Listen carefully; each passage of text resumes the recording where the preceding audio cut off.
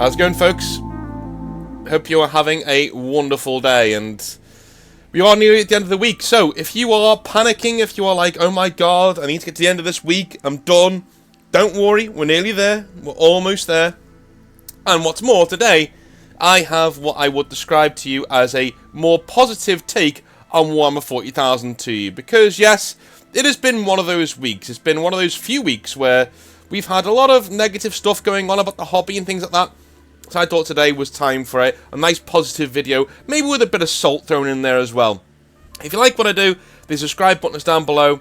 The Patreon button is also down below. And if you're going to get any models for the next few weeks, make sure you go to Composite Games, use the promo code Northern Exile down below to get yourself 5% off at checkout. So, moving swiftly onto the crux of the matter, my 5 favourite Space Marine chapters. There are a few rules here that I need to use. Number 1, no Grey Knights.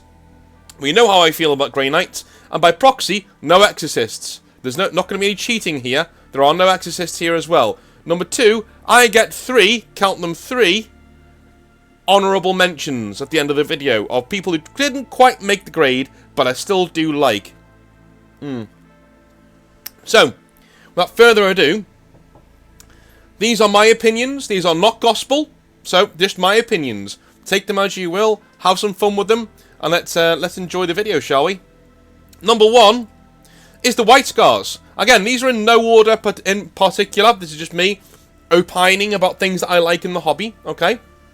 So the White Scars, they combine a free warrior spirit with Eastern styles of philosophy, calligraphy, and life on the open steppe.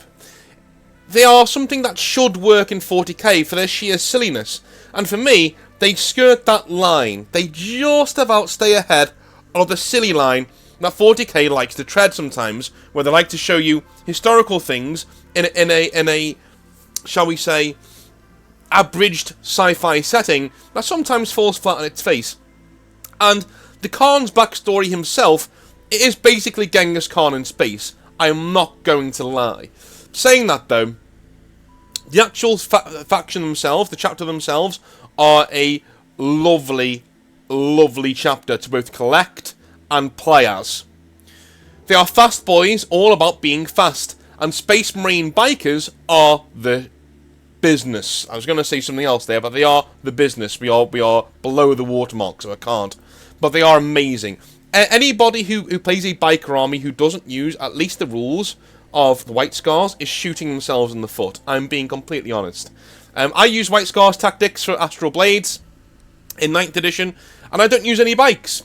But they turn you into speed freaks. You can get up and down the field as quickly as you very well like, and you can charge after running, which is insane. I love stuff like that. Their rules completely transform the way that Space Marines play. And from a game perspective, I love that. And I love narrative harmony. I love when the rules show you exactly how a faction plays and how a faction is in the actual setting. And the White Scars definitely do that. They should be more savage than they are. I mean, Space Mongols are awesome, though, as a concept, right? Having Mongols in space is fantastic as a concept. I do think Games Workshop could have done it a little bit better and made it a bit more serious, a bit more believable, and a bit less on the nose in terms of, you know, these are just Space Mongols, right? So that's why how I rewrote them in the Exileverse. There's going to be a few Exileverse mentions in this video, because nearly every chapter I've been asked to go through and rewrite. So even ones that I like will get rewritten, and the reasons for those. All I did with the White Scars was I made them more serious and more hunter-like, right? The Khan himself is hilarious in his roasting of other Primarchs. That one Fulgrim roaster is become a meme in itself. That was just top tier, and he is genuinely his own guy. He is one Primarch in the actual setting of the Horus Heresy who you can actually kind of get along with in terms of, you know, identifying with. even though he's one of the most mysterious. Why? Because he's his own guy. He's trying to figure shit out. He's trying to figure out what the hell's going on. That's what I like about him. He doesn't even pertain to know everything. Sometimes he makes mistakes, and he holds his hands up and says, "Yeah, that was a mistake. I shouldn't have done that." But hey, onwards, get on the bike, let's go. Right? I like the Khorne. I like him as a character. I really like him as a Primarch, and I like when it's time for him to lose, or at least not to win, he does it. What I mean by that? When he fights Mortarion, yeah, he beats him, but he almost kind of loses. Like, he gets knocked into near oblivion, right? He should be dead after his fight with Mortarion. So, it knocks him out the Horus Heresy anyway. So he takes his L's when he needs to, unlike other Primarchs who continue winning even when it makes no sense for them to, right? He's not a John Cena type. He's a guy who will fight and lose if he's not powerful enough to beat the person that he's fighting, which I quite like. And the aspect of lone Space Marine hunters bringing down big beasts and taking their heads back to their fortress monastery is so fucking metal that I stole it. Yes, the Astral Blades do a similar thing, mainly because the way the White Scars do it, it's so metal and cool. They pick one of their guys out and they say, you are going to avenge this loss that we had back in the day. You're going to go and find that champion of chaos who thwarted us all those years ago. You're going to cut his head off and you're going to bring him back. You're going to bring it back here and we'll mount it on the walls of our fortress monastery. Off you go. You're the master of the hunt. Off you go. Right? This Tyranid monster caused us no untold casualties back in the day and somehow got away. Go and kill it, bring its head back and stick it on the wall. Love it. Brilliant. It gives people quests to do, and there's nothing cooler than lone Space Marines on quests in 40k. Love the White Scars, man. You got my respect. I like him. Number 2. Well, all of the pictures of this chapter were in web page format, so you couldn't really download them. So I used the one I had that's kind of in the same colours. The Raven Guard, guys. A few of you will be shocked by this, but I actually do like the Raven Guard. There is not enough love for what the Raven Guard do. Surgical strikes from stealth. Decapitation hits is their main strategy. The Raven Guard are pretty much sneaky Lunar Wolves, in that their chapter operates in exactly the same way. They just approach from stealth and fade back into it when they're done, unlike the Lunar Wolves, who stand there to take your applause afterwards, right? The Raven Guard are essentially Space Marine ninjas, if written correctly, and that's fucking cool. If given a bit more of an edge in their callousness, the Raven Guard would likely be my favourite faction in 40k. Not just Space Marines, but faction. Only their innate niceness from Corvus Corax holds them back for me, personally. Their successors, like the Raptors, are a little more ruthless, and I really like that. So I'd like to move them away from being just nice and being, no one should be slaves, no, emo boys. I'd move them away from that, right? And I'd make them more ruthless and more the ends justify the means, right? Imagine a combination of the Lunar Wolves' directness and the subterfuge of the Alpha Legion. That's what I would do with the Raven Guard. They would be very stealthy, and when they struck, they would do so without mercy, completely without remorse or mercy. That would be them, right? Corvus Corax himself, their Primarch, has very interesting abilities, able to make others not perceive him. Instead of merely hiding, makes him an incredibly powerful adversary. Not even a top-tier combat Primarch like Conrad Kurz could stand against him. Conrad Kurz merely held him back, or held him off, at Eastvan until Corax was forced to retreat thanks to the massacre of his forces that were going on all around him, right? And the last thing about the Raven Guard is, they house the best loyalist marine of the Horus Heresy in Nicona Sharokin. Yes, better than Sigismund. Hear me out. Sigismund may be the poster boy, he may have that status, but Sharokin headshotted a Primarch and is the only marine that I know of to get a confirmed Primarch kill. Granted, Fulgrim was brought back by the Dark Powers eventually, I think only like a couple of hours later, But killing a Primarch and getting away with it is top fucking tier. That, and he has a similar combat prowess and abilities to his Primarch. He is a Horus Heresy ninja of the highest order. That's the guy. If you want a really cool chapter master for a second founding chapter, that's the guy you go with. I know he might be dead, but still, you know, that's the guy you go with. Anyway, moving on. Third chapter, the Carcaradons. And this one will not be controversial, I think. I think a lot of people understand why the Carcaradons get their moment in the sun here.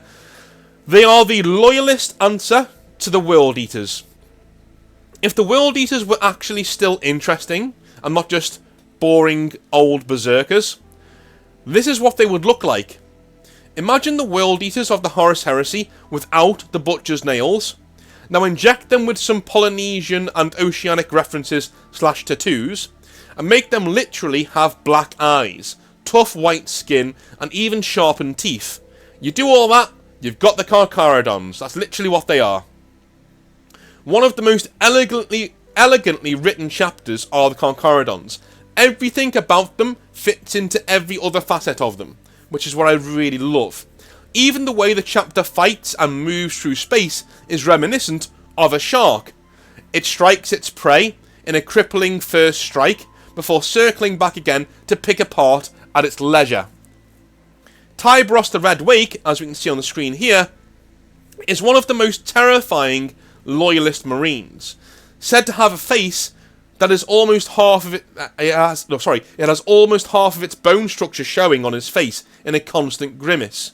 He is also one of the most instantly recognisable marines in the market, right?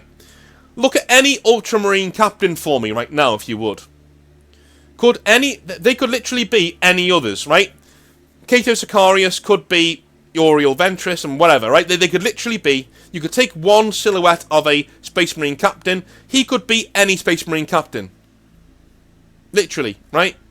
Pick one. He could be any of them. If you see a silhouette of Tybros the Red Wake, you know exactly who you are looking at. When you can pick your commander out of a silhouette lineup, you know you've designed something badass and nicely. Finally, the Carcaradons, they almost act like Chaos Space Marines, with the Red Tide and things like that. When the Carcaradons show up sometimes, they take from you your population to be used and turned into chapter serfs and even more Carcaradons. That's called the Red Tide. And that's very much like what Chaos Space Marines do. They show that even loyalist Marines can have to resort to some dark means to keep themselves going if they are beyond the reach of Imperial support. That's something that I really love about the Carcaradons. Fantastic stuff. Really, really, really, really nicely written chapter. Next, well, the Minotaurs are next. And again, something that I know a lot of people might be expecting from me. Yes, they have an ancient Greek aesthetic, and I'll get into that in a minute. But first of all, I love chapters with a certain mystique about them. The Carcaradons are one, but the Minotaurs are definitely another. They are said to be the personal chapter of the High Lords of Terror. And there's nothing more that I like than good guys being ruthless. And that's what the Minotaurs are. I mean, look at them. That colour scheme is fucking banging. They are the only all-bronze chapter that I know of in Warhammer 40,000. In fact, they're probably the only all-bronze faction in Warhammer 40,000, looking back at it. They are brutal and hammer-like. We are starting to see a theme to the things that I really like. I do think the 40k universe should be more grim in its representation of certain chapters. The Minotaurs, though, really fit that role. When they turn up, they smash things apart and annihilate everything. They have no mercy, no remorse. If they're there and they're on the opposition side, you are fucked. Asterion Moloch is also an incredibly interesting character who might actually be different people, all taking on the mantle of Asterion Moloch, because he's thousands of years old, and he always seems to turn up, and no one really knows how or why. He's also kind of a Custodes. In his size and his armament, he literally is similar to a Custodian in many ways. That's never explained. What I love about the Minotaurs is that Games Workshop just fill them out enough, and they let you do the rest. They let you fill in the blanks. So the Minotaurs can be anything that you want them to be. The less interesting chapters that are out there for me are the ones that are fully explained. Okay? Are the ones in which you have very little leeway.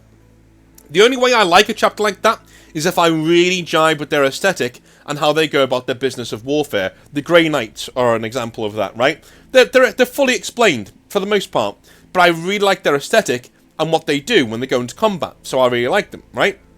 Whereas the Minotaurs, and the Red Scorpions, hardly anything is explained of armies like that, because Games Workshop want you to see the aesthetic, they want you to see the models and go, ooh, I want to do that.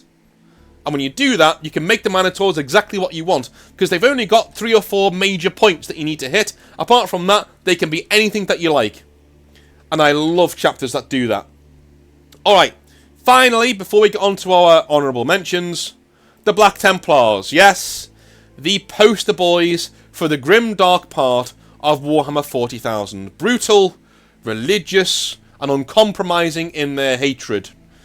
They're born from Sigismund, one of the best Space Marines to have ever lived. I don't think any second founding chapter, or any chapter for that matter, has this level of backstory before they are even founded. Do you know what I mean? Before the Black Templars even come around, they almost have an entire saga dedicated precisely to their founding, and that's the story of Sigismund and those who ended up following him into being a more zealot part of the Imperial Fists. No one is as linked to the endless war of 40k than the Black Templars. It's really as simple as that. They are the guys throughout, even the Horus Heresy books, who are shown, hey, endless war, war without end, you know, there is only war in the far future. They say those lines because that's who they are, right? Those are the Black Templars. They are the ones who are most intrinsically linked to the future that we're going to have, at least from the Imperial side anyway. Again, there are Chaos Legions and chapters who will more embody the grim darkness of the far future, but on the Imperial side, no one quite hits that mark like the Black Templars. Again, I love Knights in Space. I think it's a really cool aesthetic. I love the Emperor's Champion. I love everything about the Black Templars and what they go through and what they do in sticking to their dogmatic principles.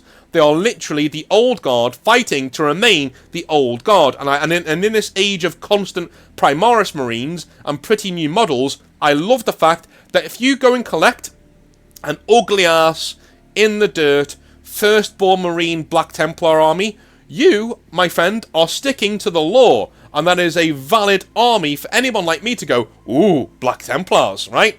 That's exactly what you need to do, is go and get yourself some Primaris, non-Primaris Marines from Firstborn and paint them up in the most brutal, blood-splattered black and white that you can. Lovely, lovely stuff. On to the honourable mentions, which weirdly could take a bit more time than my normal Marines. But we'll see, we'll get there. Number 1, the Black Dragons. Now, these are all chapters that didn't quite make it because I didn't have as much to say about them as I do other chapters, or there are other chapters that do what they do just slightly better in my opinion, or we don't know that much about them. So number 1, the Black Dragons. We don't know a lot about the Black Dragons. These are guys with bones protruding from their bodies, kind of like Wolverine, from a defect in their gene seed. But I really like the Black Dragons for one reason only, really, and that is one story that I read back in the day. When the Black Dragons turn up to help an Imperial cruiser when it gets boarded by Drukhari, by Dark Eldar. The Black Dragons beat the Dark Eldar, and they're a bit confused because all of the humans are running away from them. To which one of the Black Dragons turns around and says, I think they were expecting the Ultramarines or something. That's the most meta, beautiful line, and I chuckled so much. I chuckled for... I was on the bus like a few days later and I was chuckling, thinking of that line. I love it. Love Black Dragons. I want to hear more from them. I want to know more about them. Give me some more of that, please, Games Workshop. Number 2, the Iron Hands. The Iron Hands are a serious contender for being my favourite chapter. They're just a bit too mechanical for me. One of my chapters that I've been planning on writing or doing is a successor chapter of the Iron Hands that's a bit more fleshy. You know, that's a bit more normal than the Iron Hands, but just as ruthless. I love how the Iron Hands were a proud chapter, traumatized by the loss of their Primarch, and they've never gotten over it, and they're always there, uncompromising, unflinching, terrified of weakness, terrified of being... They have flaws.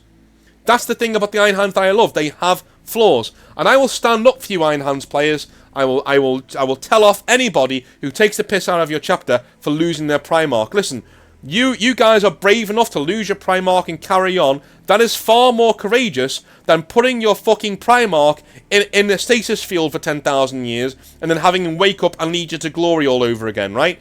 There's something far more courageous about losing your Primarch, right? To not just any Primarch, but the most unlikable, gloating Primarch in Fulgrim, right? You lost your Primarch to him, and his want-away people who like his chapter, right? You've got to put up with all that, but you persevere and you carry on. That's a lot braver thing to do, to like the stuff that you like, to know the stuff that you know, and play the army that you want to play. Good on you. I'm going to slap you on the back. Well done. I love Iron Hands. Their players are awesome. And thank God, in the last few editions, they've been quite strong. I hope they're strong in this edition as well. And with the vehicle rules that we've seen, they're definitely probably going to be. Finally, the Flesh Tearers. And the Flesh Tearers are basically Blood Angels if Blood Angels were actually fucking interesting. They're literally, there's nothing space vampire about Flesh Tearers. They are berserkers. They are dudes who lose themselves to the Red Thirst and the Black Rage, and I love that shit. I love it. Get it in my veins. It's brilliant. I love Gabriel Seth. I love the way that he was the voice for everybody when we were a bit suspicious of the Primaris Marines. He said, look, they're basically Ultramarines painted a different colour. Loved it, you know, and I love that. Eventually he does come around, but he only comes around when he beats them into shape. You know, he nearly beats several of them to death into shape. He's a savage, and he goes about his business savagely. The Flesh Tearers are also very tragic as a chapter. They're dying out. Even with the Primaris Marines, they're going to die out eventually. And they're a chapter who accepts that fate, and they say, look, we are what we are. Send us at the enemy, and we will sort it out from there. There's something incredibly noble and brave about being a warrior and knowing your end is coming, but doing your job anyway. And that's what the Flesh Tearers do. If you see past the savageness of them, that's what they do. I think the Carcaradons are a bit more fleshed out. They do a bit more than the Flesh Tearers in terms of what I like to see from a chapter. But, again, Flesh Tearers, lovely, brilliant old chapter. And if you do paint them a darker red than we see Games Workshop do. I swear to God. Every single time we see art of the Flesh Tearers, they've got a really dark, bloody maroon red, and accented with black. That's brilliant. But whenever Games Workshop paint them, they're basically Blood Angels red with a bit of black in there. No, they should be dark. They should be so dark because when they face their brother Primarch or their brother Marines, they don't want to be covered in blood. They don't want them to see that much blood on them because they've been drinking it and all that. So they put their armour in a dark crimson. Beautiful stuff. Again, narrative, harmony. Collect your Flesh Tearers. They're awesome. Right, those are my picks. That's what I like from my Loyalist Space Marines. What do you think? Who are your favourite Space Marine, Loyalist Space Marine chapters? Do you think I've gone a bit overboard in the edginess of the ones that I like? If you do, again, these are all opinion-based, but if you do, let me know in the comment section down below. These are my non-Grey Knight chapters that I'm a huge fan of. I love you a long time. I will speak to you tomorrow for some more Hobby Nightmares. We should have a very, very interesting one. Have a lovely rest of your day. I'll speak to you tomorrow. Have a good one. Bye.